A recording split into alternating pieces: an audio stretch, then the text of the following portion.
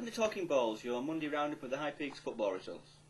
Hi, I'm Louise Bellicoso and he's Jason Chadwick. Right, well I think we should get straight into the battle at the bottom of the Unibond, and of course the Bucks faced a pretty big challenge on Saturday playing leaders Eastwood. They did, and considering the two teams from pretty much opposite ends of the table, it was a really entertaining game, and I think Buxton more than matched Eastwood, definitely. I mean, I think in the end a draw probably was a fair result, but Buxton could have snatched it, particularly in the last sort of 20 minutes of the game after Eastwood had been reduced to 10 men with Anton Foster being sent off, obviously a former Buxton player. But there was quite a lot of late pressure from the Bucks. They dominated probably the last 20 minutes of the game. Yeah. Danny Reed hit the post, and just a lot of chances that just couldn't quite be turned into goals, unfortunately. But certainly an entertaining game. Yeah. And a great point for Buxton, really. And I know obviously they're looking for 3 points out of every game at the moment, but they can't be too downhearted with that. I think it was a good performance. No, well I know John Reid after the game was disappointed with Buxton hadn't won. He saw it really. Yeah, John saw it more as 2 points drop than one game, didn't he? But he did.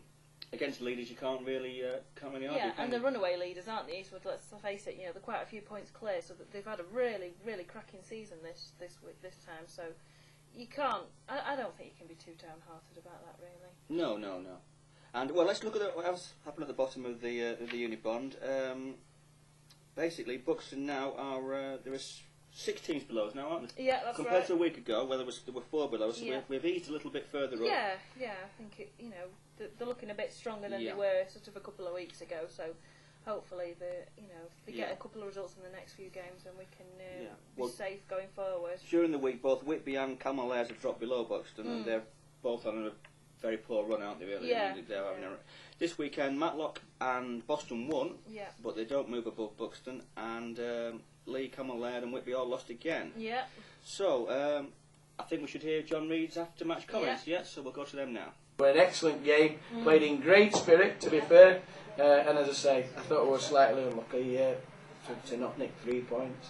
You know, you've got to remember they're 11 points clear at top at league, and we've more than matched them, and I think we've been a bit unlucky in the second half.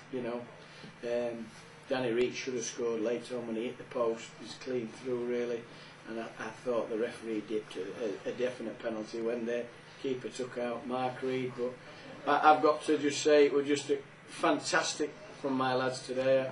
We said before game not to be bullied. We weren't bullied. You know, the 2 centre halves were colossal.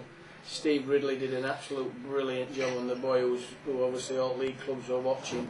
And the midfield completely, I think, Scott Maxfield, Towie and Steve-O, I thought they had them on the back foot for long periods. You know, you never saw out of Anton really, did we, with them walking off. I thought it were harsh, to be honest, to be fair to that. I thought it were. He did tackle Ridders, but you know, Rid shook his hand straight away, and obviously the linesman got involved. But you know, it were a great performance in my opinion. You know, when you think they're 11 points clear at top of league, and I think if anybody's disappointed, I can see by Paul Cox's reactions, they were delighted in getting a point here. They really did, after defending in numbers.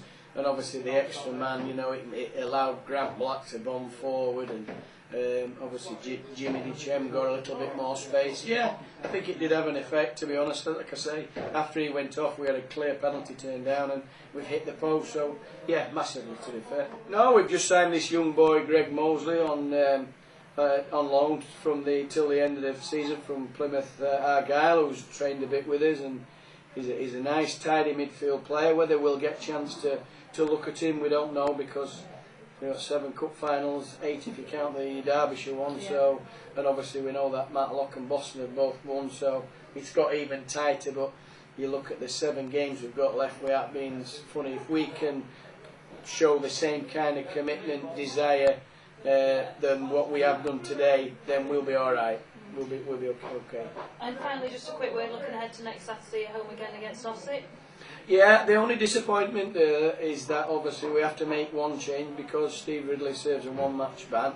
So that's a bit of thought for me and Clive. You know, do we put Max back to left back and go 4-4-2? Might be a possibility. Or we, you know, I might sneak somebody in at left back from somebody, you know, between now and next Saturday. I'll give it a lot of thought. You know, I'm going to watch 2 matches this week as well. So, you know. it's a good one, that one, for next week, really. You know, Ossett Town will be a very difficult game. Make no mistake about it. They're not bad. You know, they've got two very sharp forwards. They've got a good left winger, and the lad Savoury up front's got banging some goals in. If I have to say one thing, I'm slightly disappointed about today. I didn't think our front three performed very well, not to what they can do. They all set their own standards, and I think their three standards today dropped a little bit. Yeah, very interesting what John had to say there about the relegation fight. You know, I mean, it's hotting up, and like I say, they're in good form at the moment, Buxton, aren't they? And you know, they've had quite a few decent results in a row. So, I mean, I think they should be safe. Hopefully, you know, the teams at the bottom are.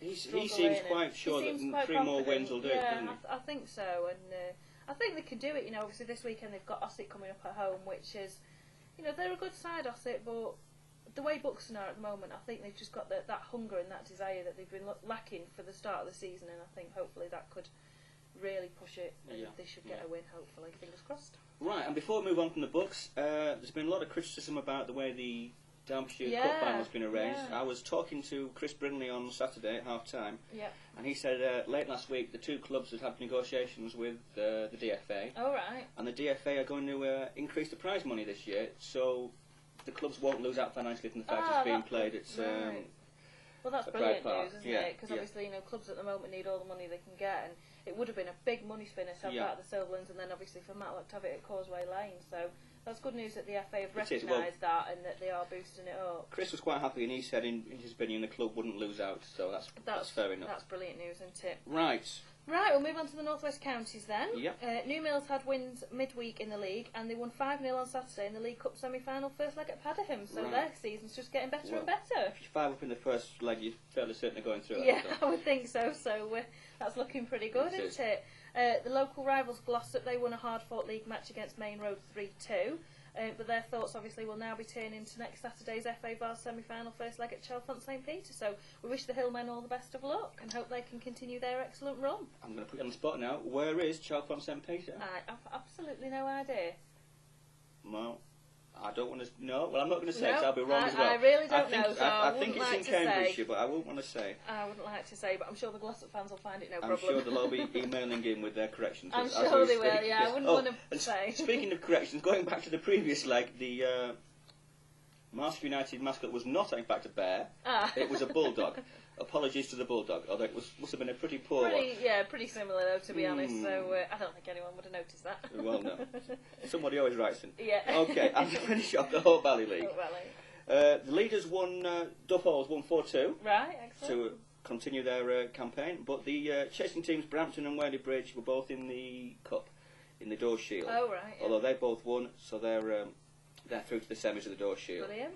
Next Saturday, Dove are playing the bottom team Blazing Rag with a massive 40-point gulf between the two teams. Good grief. So, in fact, I think the Rag are still chasing the first win of the season. I think they are, they don't seem to have had it. Should be plenty of goals next week.